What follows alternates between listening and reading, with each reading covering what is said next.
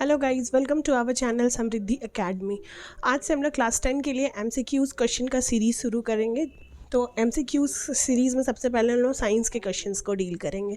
Science का पहला chapter है chemical reaction and equation. Chemical reaction and equation chemistry का चैप्टर है, जिसके हम लोग 50 क्वेश्चन लगभग डील करेंगे, जो पार्ट वाइज आपके पास आएगा। तो ये पहला पार्ट है, जिसमें पहला क्वेश्चन है, which of the following is a displacement reaction. Displacement reaction, displacement का मतलब होता है किसी एक चीज़ को उसके स्थान से, उसके प्लेस से डिस्प्लेस कर देना। इसीलिए हम लोग इसको विस्थापन प्रतिक्रिया या अभिक्रिया भी बोलते हैं हिंदी में। तो अगर हम लोग यहाँ पे देखते हैं, हमारे पास 4 ऑप्शन है, इसमें से आपको बताना है कि कौन सा डिस्प्लेसमेंट रिएक्शन है। First, magnesium carbonate gives out magnesium oxide plus carbon dioxide. Gives out मतलब ये टूट करके हम लोग को क्या दे रहा है, मैग्नीशियम ऑक्साइड और कार्बन डाइऑक्साइड। तो हम लोग पढ़े थे, जब कोई एक कंपाउंड टूट करके दो अलग अलग प्रोडक्ट बना देता है तो उसको हम लोग डीकम्पोजिशन रिएक्शन बोलते हैं। डीकम्पोजिशन रिएक्शन, तो ये डीकम्पोजिशन रिएक्शन का एग्जाम्पल है। तो ये तो होगा नहीं ये ऑप्शन।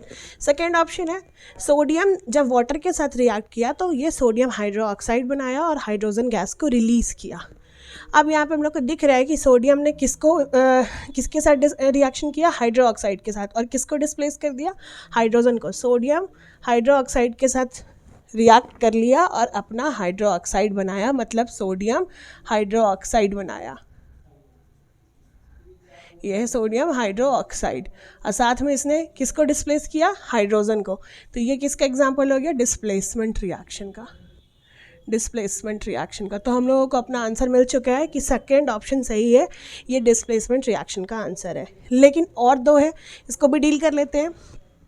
जैसे हाइड्रोजन और ऑक्सीजन मिल करके क्या बना रहा है, वाटर। तो दो चीज़ आपस में मिल रहा है, कंबाइन हो रहा है, इसीलिए यह है combination reaction.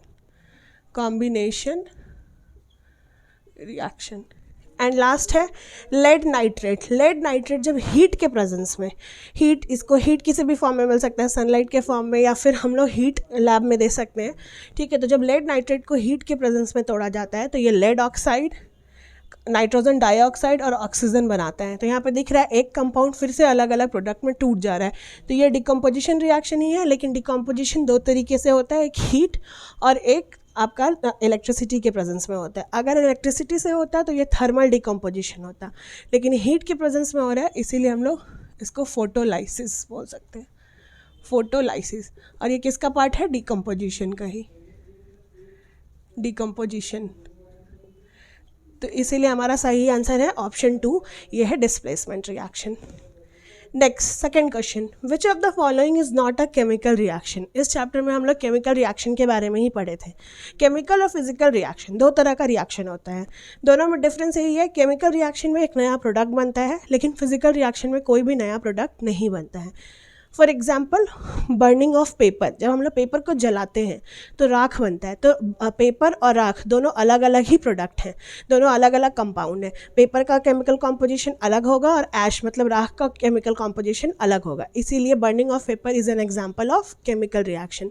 But tearing of paper को फाड़ देना, फाड़ने के पास उसका शेप चेंज होता है, उसका कॉम्पोजिशन चेंज नहीं होता है, इसलिए tearing of paper is an example of physical change. यहाँ पे आपके पास 4 ऑप्शन है, आपको बताना है कि इसमें से कौन केमिकल रिएक्शन नहीं है, मतलब कौन सा फिजिकल रिएक्शन है। फर्स्ट है सोरिंग ऑफ मिल्क। सोरिंग मतलब खट्टा होना, मतलब मिल्क से, दूध से दही बन जाना। तो दूध से दही बन गया, एक नया कंपाउंड बन गया, इसीलिए ये केमिकल चेंज होगा, ये केमिकल चेंज होगा। रस्टिंग ऑफ आयरन, लोहा में जंग लगना, जंग भी एक नया प्रोडक्ट है, इसीलिए ये भी क्या होगा, केमिकल चेंज। नेक्स्ट है dissolution of sugar in water. Sugar solution, sugar का पानी में घुल जाना। तो एक पानी था, पानी में हम लोग चीनी को घोल दिए, फिर से हम लोग चीनी को वापस निकाल सकते हैं, इसीलिए ये रिएक्शन आपका फिजिकल चेंज में आता है। केमिकल कोई नया प्रोडक्ट हमारे पास यहाँ पे नहीं बना है। And last, digestion of food in our body. तो ये खाना क्या हो जाता है, जब हम लोग कोई भी खाना खाते हैं, प्रोटीन है, कार्बोहाइड्रेट है, फैट्स, कोई भी खाना में न्यूट्रिएंट्स होता है, कोई भी न्यूट्रिएंट्स हमारे बॉडी में जाता है तो ये डाइजेस्ट होकर ग्लूकोज के फॉर्म में चेंज हो जाता है।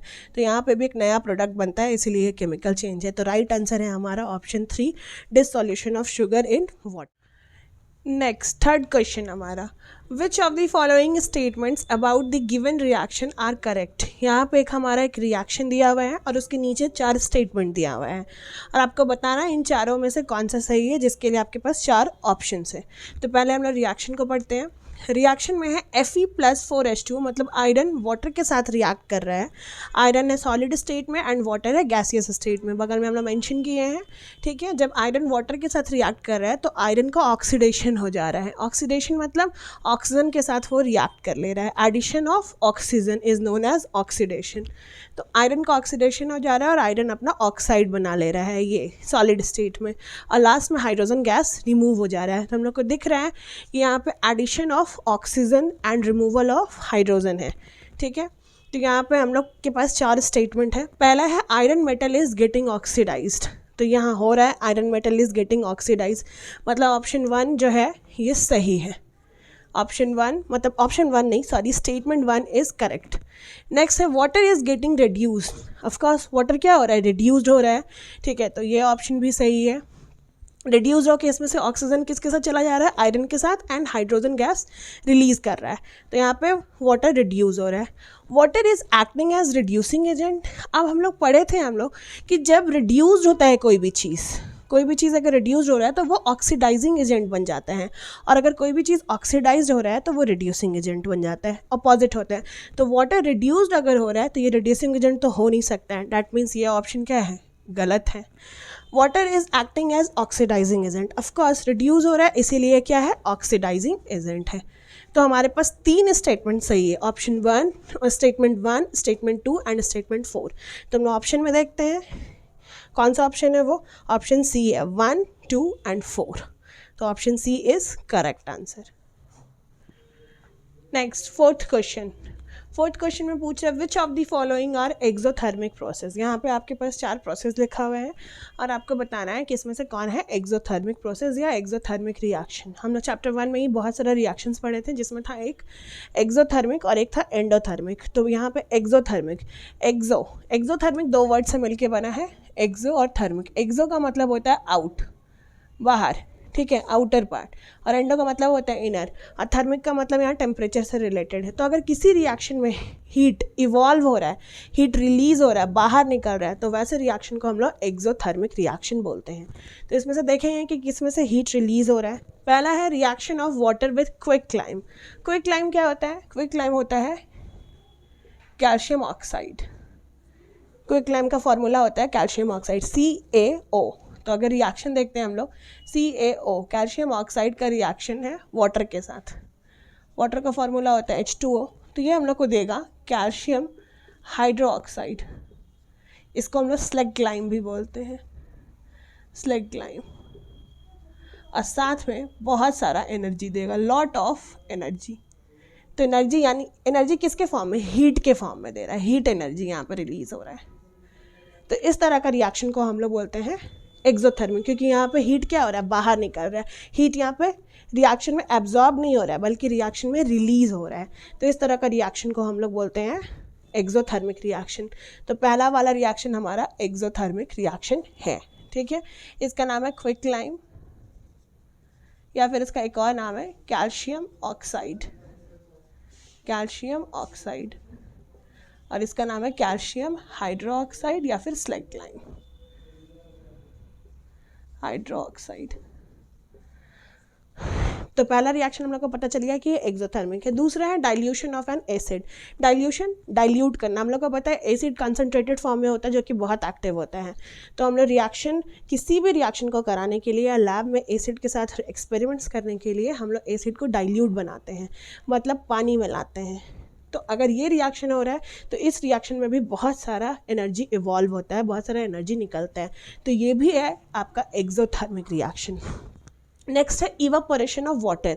किसी इवापोरेशन का मतलब ये होता है वाटर को बॉईल करना, गर्म करना, मतलब लिक्विड से गैस में चेंज करना। वाटर लिक्विड है, लिक्विड से ये जब वेपर के फॉर्म में चेंज हो जाएगा तो इसी फेज़ को हम लोग इवापोरेशन बोलते हैं। तो इसमें एनर्जी रिलीज़ नहीं होता है, हीट रिलीज़ नहीं होता, बल्कि हम लोग को हीट देना पड़ता है। वाटर को गर्म कर रहे हैं हम लोग, एक बीकर में अगर हम लोग पानी लिए हैं, नीचे से हम लोग को हीट देना पड़ेगा, तो हीट इसमें एब्जॉर्ब हो रहा है। अगर हीट एब्जॉर्ब होता है तो इस तरह का रिएक्शन को हम लोग एंडोथर्मिक बोलते हैं, endothermic reaction. So this one is endothermic reaction. And next, sublimation of camphor. Kapoor का गोली को अगर हम लोग रख देते हैं, सॉलिड स्टेट में रहते हैं, और अगर हम लोग उसको रूम टेम्परेचर पर छोड़ देते हैं तो वो हीट के प्रेजेंस से, हीट को ही इवॉल्व करके वो डायरेक्ट सॉलिड से किस में चेंज हो जाता है, गैस में, बिना लिक्विड फेज में आए कोई सॉलिड अगर डायरेक्ट गैस बन जाता है तो उस प्रोसेस को हम लोग सब्लिमेशन बोलते हैं. तो यहाँ पे भी हीट का एब्जॉर्प्शन हो रहा है, ना कि रिलीज़ हो रहा है, इसलिए ये भी एंडोथर्मिक में आ जाएगा, एक्सोथर्मिक में ये नहीं आएगा. तो ये दोनों ऑप्शन गलत है. ऑप्शन सही है 1 and 2. तो यहाँ पे हमारे पास ऑप्शन दिया हुआ है, पहला ही ऑप्शन में है 1 and 2 का, तो A option is correct. Next 5 number question. Oxidation is a process which involves. Oxidation में अभी जस्ट हम बताए थे कि ऑक्सीडेशन में एडिशन ऑफ ऑक्सीजन होता है, ऑक्सीजन जुड़ जाता है. तो यहाँ पे हम लोग देखते हैं ऑप्शंस दिया हुआ है, addition of oxygen, addition of hydrogen, removal of oxygen, removal of hydrogen. तो option A is correct answer, addition of oxygen, क्योंकि हमें कोई एक करेक्ट आंसर को चुनना है तो एडिशन ऑफ ऑक्सीजन होगा. अगर आप लोगों को ये वीडियो अच्छा लगा तो चैनल को सब्सक्राइब करिए और वीडियो को लाइक एंड शेयर करिए. Thank you.